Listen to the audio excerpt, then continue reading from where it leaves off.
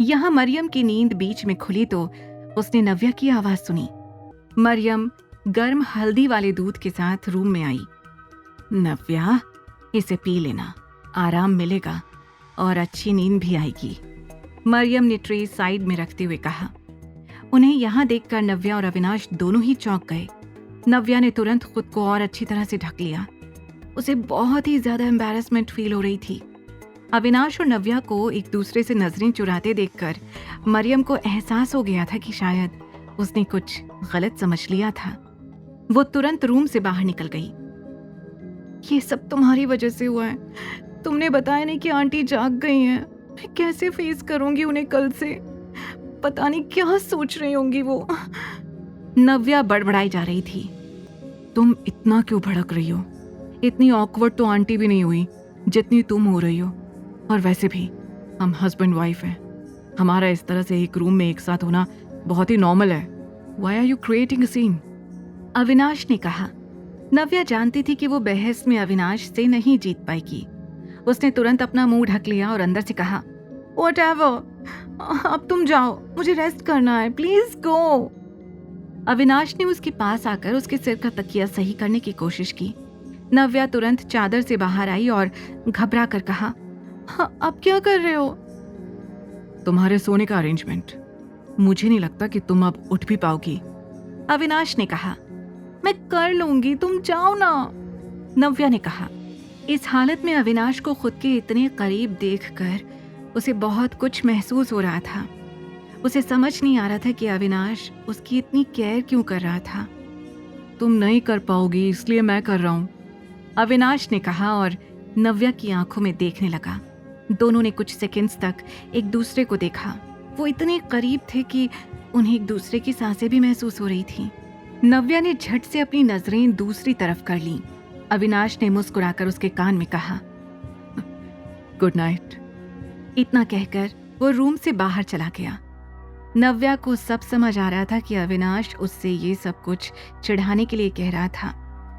कुछ देर उसके बारे में सोचने के बाद वो सो गई।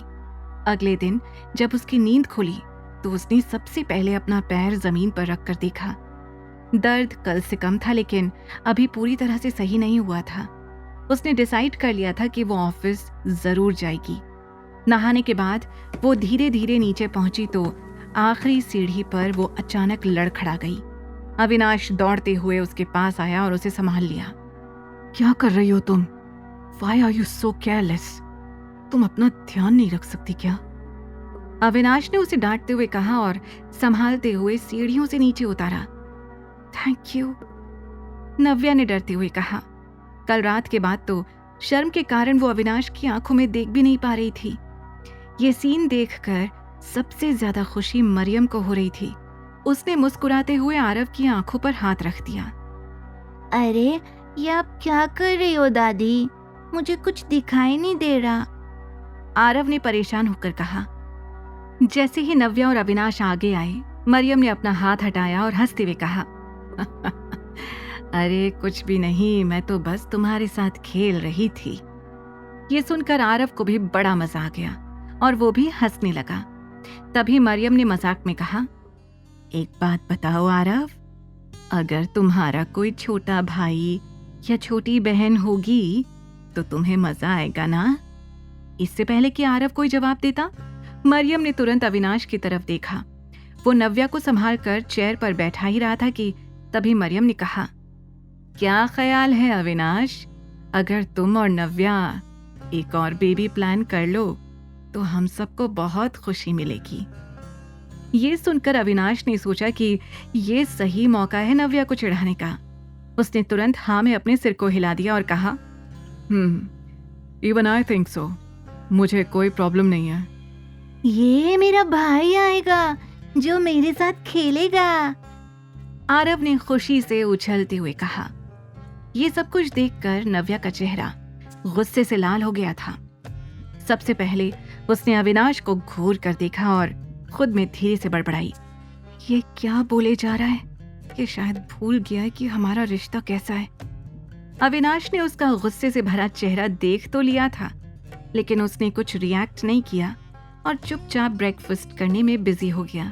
आगे की कहानी जानने के लिए देखें अगला एपिसोड सिर्फ पॉकेट FM के YouTube चैनल पर और द रिटर्न के सारे एपिसोड्स को सुनने के लिए डिस्क्रिप्शन में दी लिंक से डाउनलोड करें पॉकेट FM ऐप।